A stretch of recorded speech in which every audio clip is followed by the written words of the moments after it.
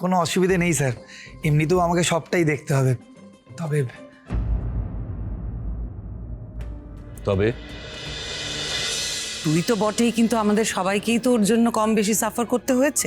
এবার বিয়ের পর যদি বাড়াবাড়ি হয় তাহলে তোর জন্য একটু সেটা ভালো হবে না বীরু, তাই না? ছেলে যদি আগে থেকে আমাদের চেনে জানে তাহলে ব্যাপারটা আগে থেকে বুঝে যাবে, তাহলে বিয়ের পর আর সম্মানহানি হওয়ার ভয়টা অন্তত থাকবে না।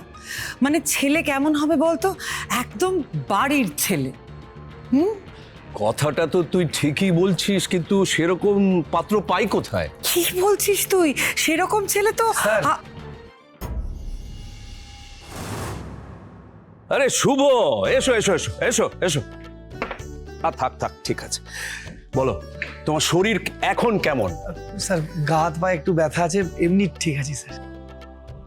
তুমি বাড়িতে ছিলে না, সবাই তোমাকে খুব মিস করেছে, বাড়িটা একদম ফাঁকা ফাঁকা লাগছিল। শুভ বাড়িতে যখন থাকতো আলো করে থাকতো, এখন থাকবে আবার আলো করে থাকবে। একদম ঠিক কথা বলেছো দাদা। শুভ, তুমি এসে গেছো, আমি খুব খুশি হয়েছি।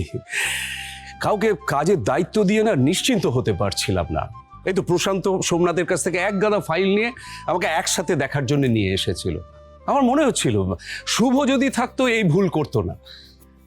যাক, তুমি এসে গেছো, আমি চিন্তামুক্ত হলাম। স্যার, আমারও না বাড়িতে একদম ভালো লাগছিল না, শুধু ভাবছিলাম কখন কাজে ফিরবো। বাড়িতে সময় কাটতেই চায় না স্যার। আচ্ছা স্যার, আপনি আমাকে একটু সময় দিন, আজকে আপনার কি কি প্রোগ্রাম আছে, কোন কোন ফাইল দেখতে হবে, আমি আপনাকে এক্ষুনি জানাচ্ছি। না না, এত ব্যস্ত হয়েও না। তুমি অনেকদিন পর কাজে জয়েন করলে, এত তাড়াহুড়ো করার তোমার দরকার নেই। একসাথে এত কাজ তোমায় দেখতে হবে না। কোনো অসুবিধে নেই স্যার, এমনিতেও আমাকে সবটাই দেখতে হবে। তবে তবে তবে কি শুভ? ও বুঝেছি, তোমার টাকার প্রয়োজন। হেজিটেট করো না, অ্যাকাউন্টসে আমার নাম করে বলে তুমি টাকা নিয়ে নাও। না না স্যার, এটা টাকা পয়সার ব্যাপার নয়, এটা আপনার সম্মানের ব্যাপার। মানে সম্মানের ব্যাপার? স্যার, আপনার মনে হতেই পারে যে আমি আমার সীমা অতিক্রম করে কথাগুলো বলছি, আপনার আমার উপর রাগও হতে পারে স্যার, কিন্তু এই কথাগুলো আমার আপনাকে বলা খুবই প্রয়োজন। কি কথা বলো? স্যার, আপনি এই রাজ্যের শিক্ষামন্ত্রী, সেই সঙ্গে আপনি একজন নামকরা রাজনীতিবিদ, আর আপনার মেয়ে পরীক্ষায় ফেল করেছে। এটা আপনার পলিটিক্যাল ক্যারিয়ারের জন্য একটা কালো দাগ। সেটা আমি জানি শুভ, কিন্তু আমি চাই। আপনি চান শাওন ম্যাডামের তাড়াতাড়ি বিয়ে দিয়ে দিতে, আর আপনার সিদ্ধান্ত একদম ঠিক স্যার।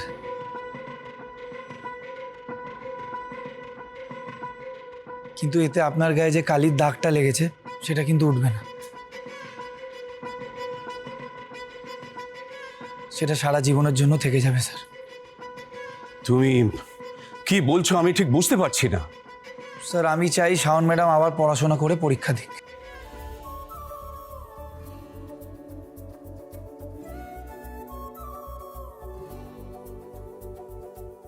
তুমি এই কথা বলতে এখানে এসেছো? ও সাহসটা দেখ বীরু, শুধু এত কিছু হওয়ার পরেও শাওনের হয়ে ওকালতি করতে এসছে ও। কথাটা আমাকে শেষ করতে দে দিদি। তুমি এই কথা কেন বলছো? আপনাকে সারা জীবনের জন্য কলঙ্ক মুক্ত করতে। আমি চাই স্যার আপনি আপনার সমস্ত অপমানের যোগ্য জবাব দিন। আপনি বিচক্ষণ মানুষ স্যার, তাড়াহুড়ো করে কোনো সিদ্ধান্ত নিলে সেটা আপনার উদ্দেশ্য পূরণ হবে না।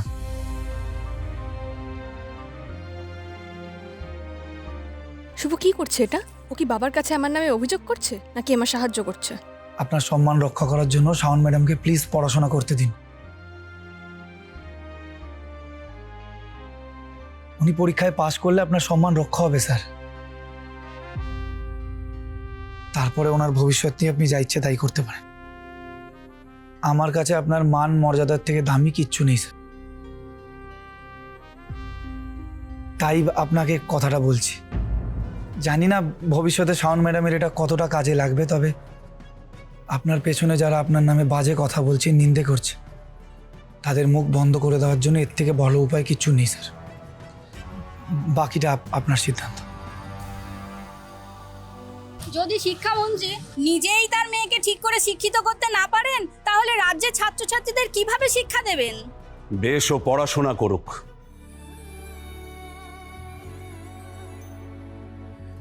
আপাতত ওর পাত্র দেখা বন্ধ।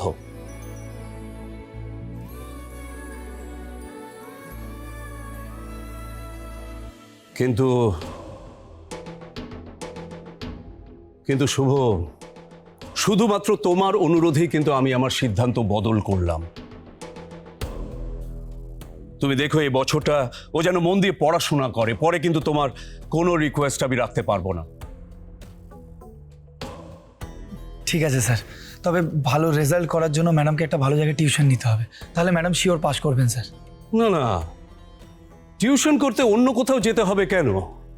তোমার বোন তো টপার, কলেজের টপার, ও গিয়ে ওর কাছে পড়াশোনা করবে। আচ্ছা ঠিক আছে স্যার, আমি বোনকে বলে দেবো কাল থেকে এসেও ম্যাডামকে পড়াবে। না, বলবে না, তার কোনো দরকার নেই। যার দরকার সে নিজে গিয়ে তোমার বোনের কাছে পড়াশোনা করবে।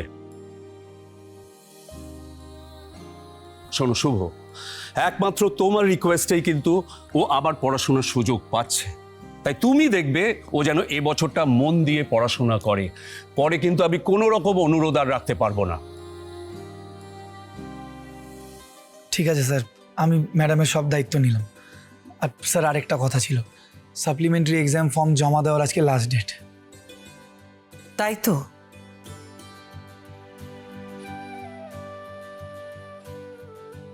আজকেই তো লাস্ট ডেট বীরু। আমি ভাবছিলাম কি ম্যাডি তাহলে শাওনকে নিয়ে যাক, নিয়ে গিয়ে কলেজে ফিসটা জমা দিয়ে দিক। কি বলিস তুই? বেশ, তাই হোক। শুভ, তুমি ইউনিভার্সিটির ফাইলগুলো নিয়ে আমার কাছে এসো। হ্যাঁ স্যার।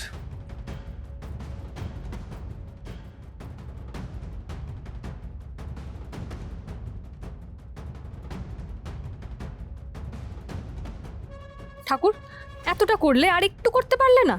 সেই মন্দারের সাথেই আমাকে যেতে হবে?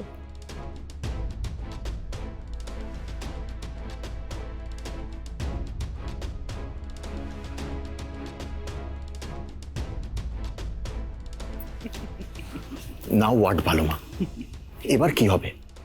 শাওন তো পরীক্ষায় আবার বসবে। বসবে তো, কিন্তু ও যে পরীক্ষায় বসতে চাইছে সেই পরীক্ষায় বসার আগে আমি ওকে যে যে পরীক্ষায় বসাবো আগে তো সেগুলোতে ওকে পাশ করতে হবে।